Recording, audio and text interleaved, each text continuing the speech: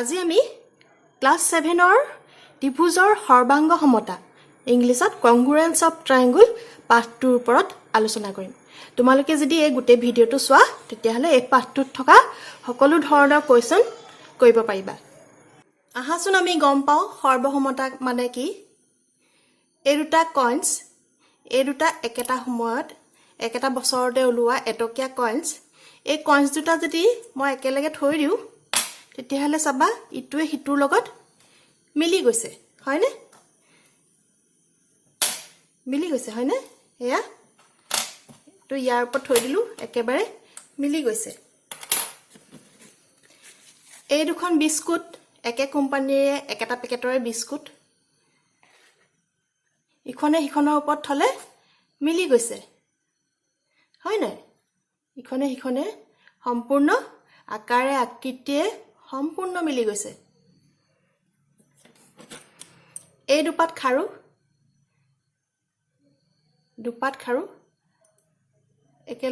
একেলগে মিলি গৈছে, হয়নে? খাৰু দুপাত একেলগে মিলি গৈছে ইটো হিটোৰ লগত, দেখিলেনে? এই দুটা 10 টকীয়া নোট, এই দুটাও একেটা সময়তে ওলোৱা, ইখনে হিখনৰ ওপৰত থৈ দিলে মিলি গৈছে। ইয়াত দুখন আছে, ধৰিবই নোৱাৰি। বুজি পালানে? গম পালানে? দুখন মিলি গৈছে।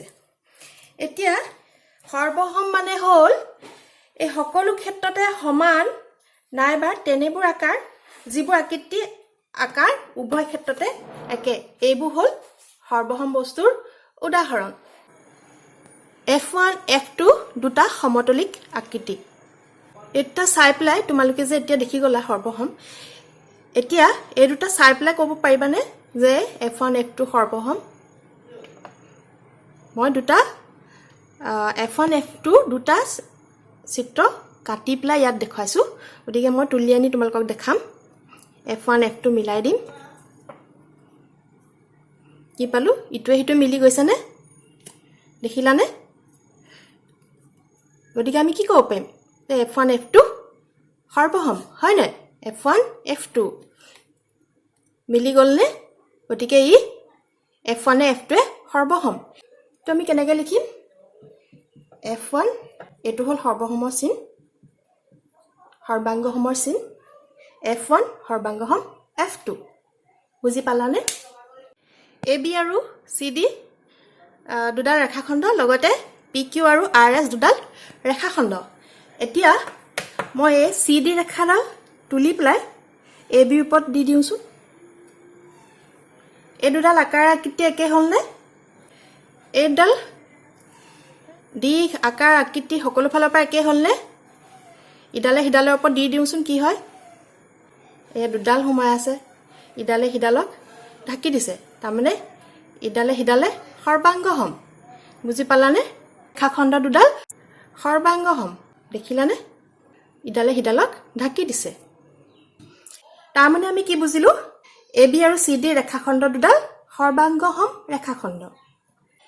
AB ৰেখাখণ্ড CD ৰেখাখণ্ডৰ সৰ্বাংগসম, এই কথাটো আমি কেনেকৈ লিখো? AB ৰেখাখণ্ড সৰ্বাংগসম CD ৰেখাখণ্ড। সচৰাচৰ আমি এইটো এই চিনটো নিদি কেনেকৈ লিখো? AB ৰেখা সমান CD ৰেখা। মনত থাকিব? এতিয়া চাবা PQ আৰু RS দুডাল ৰেখা, এডাল মই তুলি দিওঁ। ইডালে সিডালে দৈৰ্ঘ্যত মিলিছেনে? নিমিলে, হয় নহয়? এডাল দীঘল, এডাল চুটি, গতিকে এই দুডাল ৰেখা সৰ্বাংগসম নহয়। তাৰমানে তোমালোকে কি বুজিলা? যদি দুডাল ৰেখাখণ্ড একে দৈৰ্ঘ্যৰ হয় সিহঁত সৰ্বাংগসম। আকৌ ইয়াৰ বিপৰীতটো কি হ'ব? যদি দুডাল ৰেখাখণ্ড সৰ্বাংগসম তেন্তে সিহঁতৰ দৈৰ্ঘ্য সমান হ'ব। ABC আৰু PQR দুটা অবিকল কোণ। এতিয়া মই এই PQR কোণটো উঠাই পেলাই ABC কোণটোত বহাই দিওঁচোন। দুটা তুলি আনিছো, কোণ দুটা তুলি আনিছো, আনি মই ইটোৱে সিটোৱে মিলি গৈছেনে?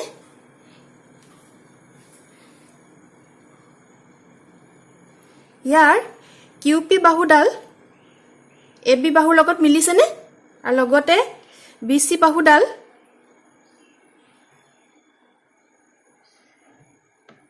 QR বাহুৰ লগত মিলিছেনে লগতে B কোণটো আৰু Q কোণটো সমান হয়নে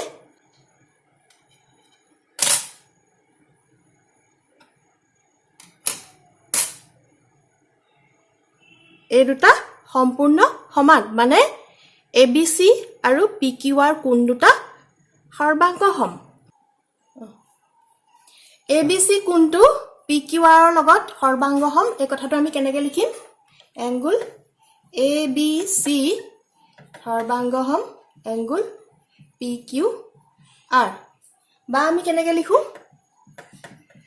মেজাৰ অফ এংগল ABC সৰ্বাংগ সম মেজাৰ অফ এংগল PQR কিন্তু সচৰাচৰ আমি কি লিখো angle ABC equal to angle PQR আমি সচৰাচৰ এইদৰেহে লিখো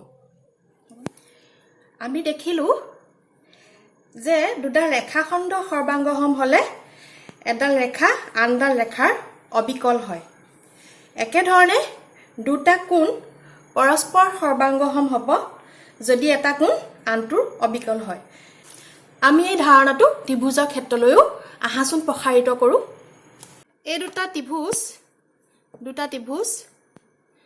এতিয়া এই দুটা ত্ৰিভুজ যদি মই ইটোৱে হিটোৰ লগত মিলাই দিও তেতিয়া কি হয় চোৱা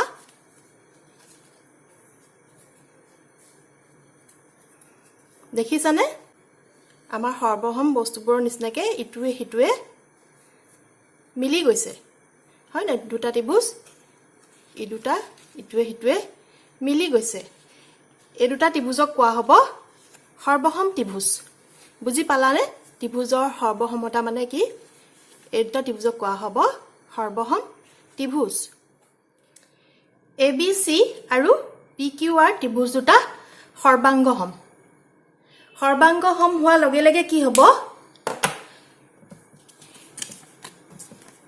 A বিন্দুটো P বিন্দুৰ লগত মিলি যাব যেহেতু ABC PQR ইয়াৰ অনুৰূপ অংশবোৰ সমান হ'ব চাবা A লগত A শীৰ্ষবিন্দুৰ লগত P শীৰ্ষবিন্দুটো মিলি যাব হেতু ধৰণে B লগত কি মিলিব Q মিলিব আৰু C লগত R মিলিব বুজি পালানে A P B Q C R ইয়াৰ অনুৰূপ অংশবোৰ মিলি যাব সেই ধৰণে AB বাহুৰ লগত PQ বাহু মিলিলে QR বাহুৰ লগত BC বাহু মিলিলে AC বাহুৰ লগত PR বাহু মিলিলে বুজি পালানে যেতিয়া দুটা ত্ৰিভুজ সৰ্বাংগ সম হয় ইয়াৰ অনুৰূপ অংশবোৰো সমান হয় এতিয়া তোমালোকে জানিলা যে ABC সৰ্বাংগ সম PQR মানে ইয়াৰ অনুৰূপ অংশবোৰ সমান হ'ব এটো ক্ষেত্ৰত আমি ABC PQR সমান বুলিয়ে লিখিব লাগিব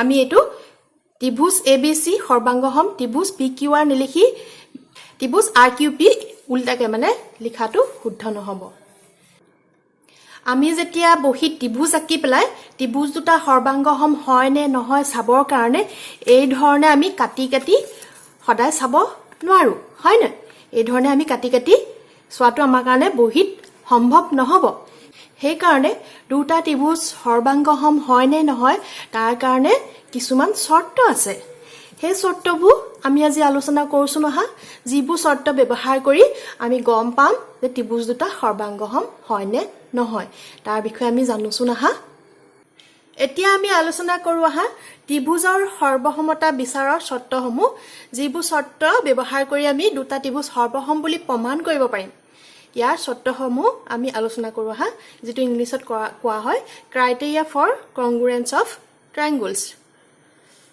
এক নম্বৰ সৰ্বসমতা শৰ্তটো হ'ল বাহু কোণ বাহু বা আমি শৰ্ট ফৰ্মত লিখো বা কু বা ইংলিছত লিখিলে হ'ব সাইড এংগল সাইড এতিয়া চাবা এই দুটা ত্ৰিভুজ ABC এটা ত্ৰিভুজ আৰু PQR এটা ত্ৰিভুজ ইয়াৰ ABC ৰ AB বাহুডাল এই PQ বাহুডালৰ লগত সমান দুইটাই দিয়া আছে 2 সেমি 2 সেমি আৰু এই BC বাহুডাল QR বাহুৰ লগত সমান লগতে ABC কোণটো আৰু পি কিউ আৰ কোণটো যেটা 40 ডিগ্ৰী এই দুটা কোণো সমান গতিকে ত্ৰিভুজ দুটা সৰ্বসম এই কথাটো আমি কেনেকৈ লিখিম এই ত্ৰিভুজ দুটা যে সৰ্বসম এই কথাটো আমি কেনেকৈ লিখিম ত্ৰিভুজ এ বি সি সৰ্বাংগসম এ টু চিন equal to P Q R ত্ৰিভুজ পি কিউ আৰ কাষত লিখিব লাগিব বা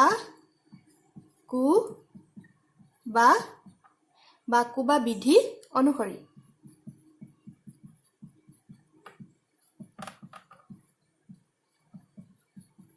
কাষত লিখিব লাগিব বাকু বা বিধি অনুসৰি 2 নম্বৰ চৰ্তটো হ'ল আমাৰ কোণ বাহু কোণ শৰ্ট ফৰ্মত আমি কি লিখো কু বা কু এতিয়া চাবা এই দুটা ABC ত্ৰিভুজ XYZ ত্ৰিভুজ এই দুটা ত্ৰিভুজৰ এটো 60 এটো 60 B কোণ 60 Y কোণ 60 আৰু Z কোণ 40 C কোণ 40 ইহতৰ অন্তৰ্গত বাহুডাল এডাল 4 সেন্টিমিটাৰ এডাল 4 সেন্টিমিটাৰ গতিকে এই ত্ৰিভুজ দুটা কোণ বাহু কোণ শৰ্ত মতে এই কোণ দুটা তাৰপিছত এই বাহু দুডাল আৰু এই দুটা কোণ এটো কি হ'ব দুইটা ত্ৰিভুজ সৰ্বাংগ হ'ব কোণ বাহু কোণ শৰ্ত মতে আমি লিখাটো কেনেকৈ লিখিম আগৰটো হিতে একে ত্ৰিভুজ ABC সৰ্বাংগসম ত্ৰিভুজ XYZ শৰ্তটো হ'ব কু বা কু ইয়াৰ বাহুডাল কিন্তু এই দুটা কোণৰ মাজৰ ডালে হ'ব লাগিব